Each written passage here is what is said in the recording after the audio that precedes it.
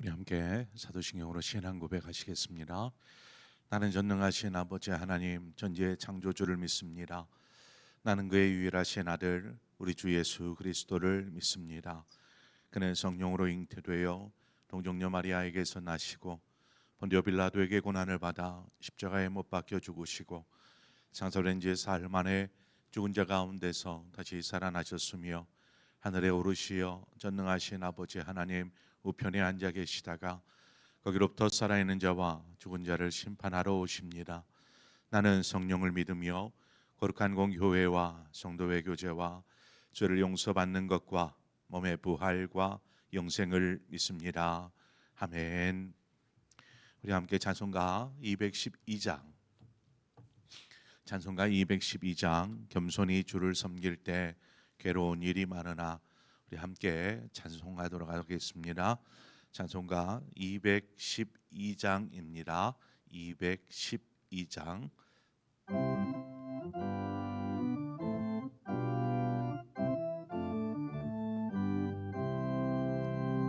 겸손히 주를 섬길 때 외로운 일이 많으나 구주 영에게 임주사 잘 감당하게 하소서. 긴 잔 말을 가지고 사람을 감화시키며 갈 길을 잃은 우리를 잘 인도하게 하소서. 구주의 귀한 인내를 깨달아 알게 하시고 굳건한 믿음 주셔서 늘 승리하게 하소서. 장래의 영광 비추사 소망이 되게 하시며 구주와 함께 살면서 참 평강 얻게 하소서.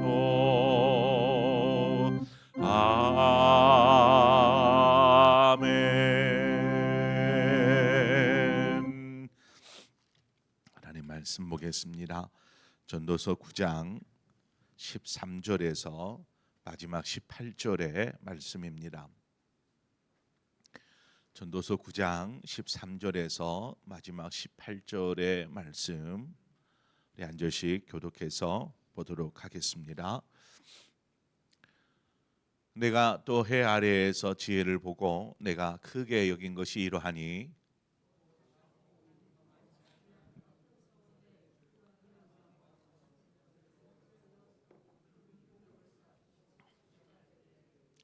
그 성읍 가운데에 가난한 지혜자가 있어서 그의 지혜로 그 성읍을 건진 그곳이라. 그러나 그 가난한 자를 기억하는 사람이 없었도다.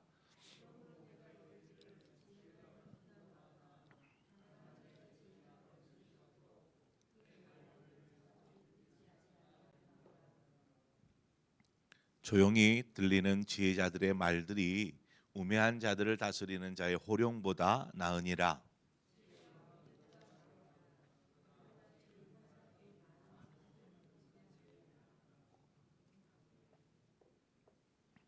아멘. 오늘 본문에 보면 하나의 비유적인 이야기가 나옵니다. 인구도 그렇게 많지 않고 작은 성읍, 이 성읍을 점령하고 차지하기 위해서 큰 왕이 군대를 거느리고 이 성읍으로 공격해 옵니다. 얼마나 많은 군대였는지, 또 이 성읍이 얼마나 작은지 그냥 아예 성읍 전체를 이렇게 빙 둘러서 에워싸 버렸습니다. 그리고 이 성읍을 무너뜨리기 위해서 흉벽을 세웠다. 뭐 이렇게 공격하기 위함이죠. 흉벽을 이제 쌓아 올립니다. 이 내용을 보면 성읍이 사람도 없고 작고 초라하여서 아무런 대항할 힘을 가지고 있지 않은 그러한 성읍의 환경인 것을 우리가 알 수 있고, 이에 반하여서 이 성읍을 무너뜨리려고 하는 이 큰 왕, 그냥 왕도 아니고 큰 왕, 그리고 군대가 얼마나 많이 왔는지 성읍을 에워쌀 정도의 많은 군대를 이끈 큰 왕이 와서 이를 정복하려고 하는 것이죠. 그러니까 이 성읍이 정복되어지는 것은 뭐 이제 곧 임박하여진 상황이라고 우리가 볼 수 있습니다.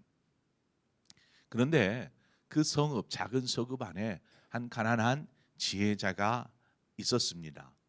이 지혜자가 등장하여서 어떤 뭐 그 사람의 지혜가 발휘되었을 테지요. 그 지혜가 발휘되어서 이 멸망할 수밖에 없는, 곧 무너질, 점령당할 성읍을 구원하게 됩니다. 어떤 방법으로 구원했는지는 알 수 없지만 아마 어떤 그 사람의 놀라운 지혜가 발휘되었을 거라고 봅니다. 자, 그러면 이 지혜자가 성읍을 구원한 사람인데, 성읍 사람들이 어떻게 해야겠습니까? 이 지혜자에게 그냥 아예 그냥 정복당하고 그렇게 패배할 수밖에 없는 당연한 상황임에도 에서 이 지혜자의 지혜를 인하여서 구원함을 얻었다라면, 이 성읍에 있는 사람들이 모두가 한 입으로 이 지혜자를 칭송하고 또 높이고 그렇게 해야 되지 않겠습니까? 칭송을 받아야 마땅한 일이지요. 구원함을 얻었으니까. 그러나 성읍에 사는 그 누구도 이 지혜자의 공로에 대하여서 인정하려고 하지 않는 것입니다. 뭐 기억조차 하지 않으려고 하는 거죠. 그 이유가 뭔가 봤더니 이 지혜자가 가난한 사람이었다라는 이유였습니다. 가난한 사람. 이게 무슨 말일까요? 아마 어떤 한 권력자가 그 성읍 안에서 좀 권력 있는 사람이, 혹은 힘 있는 사람이 나서서 성읍을 구했다라고 하면 그 사람을 위해서 뭐 동상을 세우고 그 사람을 높이는데 뭐 열심히 높였을 겁니다. 그렇지 않았겠습니까? 그런데 힘없고 가난한 사람이다 보니까 그냥 무시하는 것입니다. 그 사람으로부터 구원함을 얻었음에도 불구하고 이를 무시하는 거죠. 자, 이 이야기가 시사하는 바가 뭘까요? 우리가 이걸 그대로 예수 그리스도에게도 적용해 볼 수 있어요. 우리는 연약하고 부족하고 죄가 많아 결국 멸망당할 수밖에 없는 그 처지에 살던 사람이 아니었습니까? 그런데 하나님께서 예수 그리스도를 이 땅에 보내셔서 우리를 구원하여 주셨습니다. 이런 놀라운 은혜를 우리가 받았다면 우리는 예수 그리스도, 우리를 구원하여 주신 예수 그리스도를 기억할 뿐만 아니라 우리의 삶을 통해서 그분께 감사와 영광과 찬송을 올려드려야 하는 것이 마땅한 일이지요.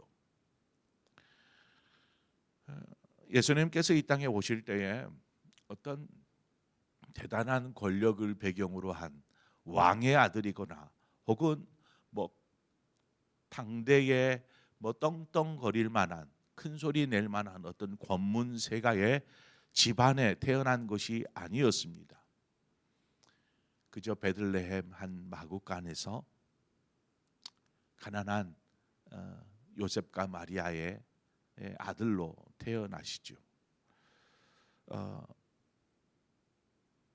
여러분 예수님이 만약에 왕의 아들이었다라면 예수님을 그렇게 멸시하고 홀대할 수 있었을까요? 어떨 것 같습니까? 예수님이 가는 그 길 이미 중무장한 군인들이 다 울타리를 싸고 또 사람들은 막 예수님을 환호하였을 것이지 않겠습니까? 그런데 갈릴리 보잘것없는 나사렛이라는 동네에 목수의 아들로 태어난 예수를 향하여서 사람들은 그의 신분, 그의 어떤 삶의 처지 이러한 모습들을 보면서 주님께서 하시는 말씀, 주님께서 행하신 일들, 그 중에는 기적도 들어갑니다. 이러한 것들을 그저 평가절하하고 무시하는 것입니다. 그 안에 무엇이 담겨 있는지 별로 중요하게 여기지를 않는 것이죠. 요한복음 1장에 보면 빌립이 예수님께서 제자들을 부르실 때의 장면입니다. 빌립이 예수님을 만나고 이제 그 예수님을 또 다른 누군가에게 알리고 하기 위해서 나다나엘이라는 사람에게 갑니다. 그리고 나다나엘에게 야, 너 좀 와봐라. 내가 누구를 만났는 줄 아느냐 하면서 이렇게 얘기를 해요. 그 사람이 어디 사람이래? 하니까 나사렛 사람이다라고 이야기합니다. 그러니까 나다나엘이 뭐라고 합니까? 나사렛에서 무슨 선한 것이 날 수 있겠느냐? 나사렛은 촌동네였거든요. 우리도 얘기하면 저 지방촌에 있는 한 시골 마을 나사렛. 그러니까 그 말을 나사렛에서 온 아무개다라는 말 들으니까 나다나엘이 한 말이 그것입니다. 아니 나사렛에서 무슨 선한 자가 나겠느냐라는 거죠. 이 뭔 말입니까? 나사렛이라는 촌동네에서 선지자가 날 것이며 대단한 사람이 나올 수 있겠느냐라는 뜻입니다. 하나님은 사람을 외모로 혹은 외적인 그 사람의 조건을 가지고 바라보시지 않습니다. 하나님께서 사울을 버리시기로 작정하고 이제 다윗을 왕으로 세우시게 되죠. 사무엘에게 그 이새의 집에 가서 그의 아들에게 기름을 부어 왕으로 세우라 이렇게 명령을 받고 사무엘이 이새의 집을 갑니다. 그 가기 전에 미리 이새에게 얘기를 해놓죠. 아들들을 다 모아놔라 하고 사무엘이 이제 이새의 집에 방문합니다. 그러니까 이새가 자신의 아들들을 장남부터 쭉 이렇게 미리 집안에 있게 하고 이제 사무엘을 맞이하는 것입니다. 그리고 사무엘에게 첫째 아들부터 이렇게 인사를 시킵니다.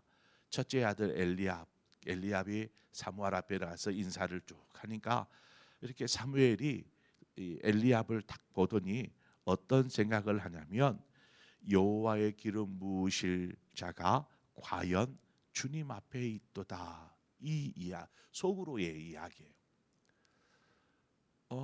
여호와께 기름 부음 받을 자가 과연 여기 있다라고 말합니다. 그러니까 사무엘이 볼 때에 첫째 아들 장남 엘리압은 정말 그 외적으로 대단하였던가 봐요. 왕의 버금갈 만한 왕의 제목이 될 만한 그러한 외적인 조건을 가졌던 것입니다. 그래서 속으로 야 여기 바로 왕 될 사람이 있구나라고 말한 것이죠. 그때에 사무엘상 16장 7절을 보니까 여호와께서 사무엘에게 이르시되 그의 용모와 키를 보지 말라. 내가 이미 그를 버렸노라. 내가 보는 것은 사람과 같지 아니하니 사람은 외모를 보거니와 나 여호와는 중심을 보느니라 하시니라. 하나님께서는 그의 외적인 모습을 보지 않았습니다. 그의 중심을 보셨습니다. 그의 중심에는 하나님을 향한 믿음도 신앙도 없었던 거죠. 이처럼 사람의 외적인 조건이나 환경으로 그 사람을 판단함으로 정말 그 사람 안에 숨겨진 지혜의 보화를 발견하지 못하는 우를 범해서는 안 되는 것이죠. 지금 저 이야기는 그 가난하다라고 하는 이 조건 속에 있는 그 지혜자, 그러나 그 지혜자의 지혜가 그 멸망당하고 그냥 황폐해질 이 성읍을 구원하고 성읍에 사는 모든 사람을 구원하였다라는 것, 이것들을 잊어버리는 것입니다. 우리가 사람을 대할 때에 그러므로 섣불리 판단하고 또 이야기해서는 안 됩니다. 왜요?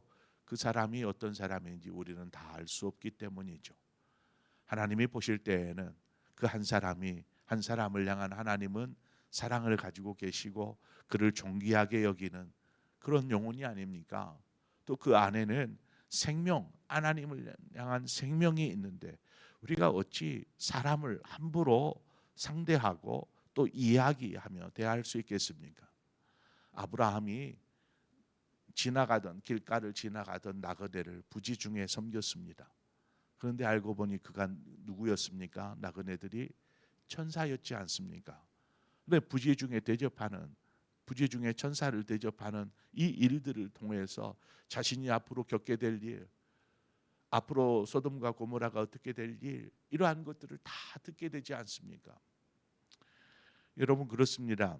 우리는 언제나 사람을 대할 때에 어떤 그 사람이 가진 힘, 권력, 부우 이런 것들 때문에 막 힘 있는 사람 앞에서는 굽실거려지고 조금 자기보다 못하다 싶으면 그냥 이렇게 허리를 쭉 펴고 그냥 무시하듯 대하는 이러한 태도는 우리가 버려야 합니다. 그래서 언제나 겸손한 자세로 자기보다 남을 낮게 여기고 섬기는 자의 자세로 우리는 서야 합니다. 그럴 때에 섬김을 받을 수 있고 대접받을 수 있는 것입니다. 17절에 보면 조용히 들리는 지혜자들의 말들이 우매자들을 다스리는 자의 호령보다 나으니라 이렇게 말합니다. 소리의 크기를 나타내는 단위를 데시벨이라고 합니다. 데시벨. 소리가 크면 데시벨이 높아지고 작으면 낮아지는 거죠. 옛말에 목소리 큰 사람이 이긴다라는 말이 있어요. 뭔 일이 분쟁이 생기면 그냥 목소리만 지르고 봅니다. 데시벨을 높이면 그 사람이 잘한 것 같고 그 사람이 옳은 것 같고 뭐 그 사람이 억울한 것 같고 이렇게 느껴지니까 뭐 분쟁이 생기면 목소리부터 키우고 보는 것입니다. 뭐 다른 건 뭐 생각지도 않아요. 그런데 진실이 딱 드러나면 어떻게 됩니까? 진실이 드러나면 그때는 한없이 그냥 거북이 목이 되어버리죠. 얼마나 부끄럽겠습니까? 오늘 본문도 그렇습니다. 아무리 목소리 크게 할지라도 어리석은 사람의 말은, 여기에서 말하는 뭐 우매자들의 를 다스리는 자라고 되어 있는데 이거는 우매자들의 대표하는 사람이라고 보면 되겠습니다. 근데 어리석은 사람의 말은 그냥 조용히 이야기하는 지혜자의 말에 비견할 수 없다라는 거죠. 오히려 지혜자의 그 작은 속삭임이 우매자의 그 큰 소리보다 더 귀하다라고 말하고 있습니다. 이 구절은 지혜가 얼마나 귀하고 중요한지를 강조하는 말입니다. 그래서 그 뒤에 나오는 구절도 마찬가지입니다. 지혜가 무기보다 낫다. 무기보다 낫다. 전쟁에서 사용하는 무기는 자신의 목숨을 지킬 수 있는 매우 중요한 도구이죠. 그럼에도 불구하고 지혜가 이보다 더 중요하다라고 이야기합니다. 이렇게 중요한 지혜의 말을 단지 그 말을 하는 사람의 어떤 조건이, 그 사람이 초라하고 부족하고 가난하고 뭐 그렇다고 하여서 무시하겠습니까?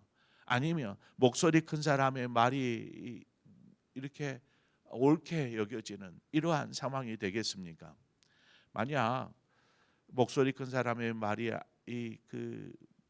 아닌 이 지혜자의 이런 외적 조건을 바라보면서 그를 무시한다면 그것은 얼마나 어리석은 일이겠습니까? 선지자들의 외침은 너무나 작은 소리였습니다.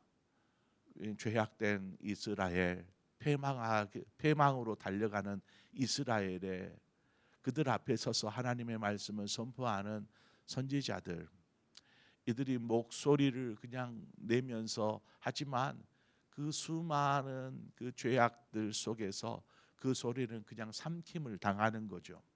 누구 한 사람 들으려고 하지 않고 그 생명의 말을, 나라를 구원할 이 말을 들으려고 하지 않는 것입니다. 하나님께서 우리에게 말씀하실 때 우리는 그 말씀, 생명의 말씀을 들어야 합니다. 그것이 지혜로운 사람입니다.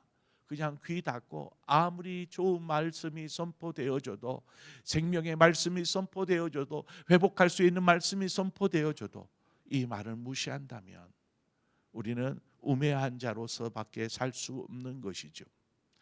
그러므로 우리가 지혜, 곧 그 안에 담긴 생명을 붙잡고 늘 하나님의 말씀 앞에 설 때에 우리의 삶을 하나님께서 선하게 인도하여 주실 줄 믿습니다. 그런 믿음의 길을 걷는 저와 여러분 되시기를 축원합니다. 함께 기도하겠습니다. 좋으신 하나님, 은혜와 사랑을 감사합니다. 아버지께서 우리를 도우시고 인도하여 주셔서 이날까지 왔는데, 우리가 하나님의 자녀된 것이 바로 예수 그리스도의 구원의 은혜인 줄 믿습니다. 그러나 우리가 예수 그리스도를 잊어버리고 살아간다면 그 은혜와 사랑이 얼마나 큰지 우리가 망각해 버린다면 하나님 얼마나 어리석은 자가 되겠습니까? 하나님, 우리가 주님으로 인하여서 기뻐하는 삶 살게 하여 주옵소서. 또 주님께 영광되고 주님께 찬송을 올려드리는 삶을 살게 하여 주시옵소서.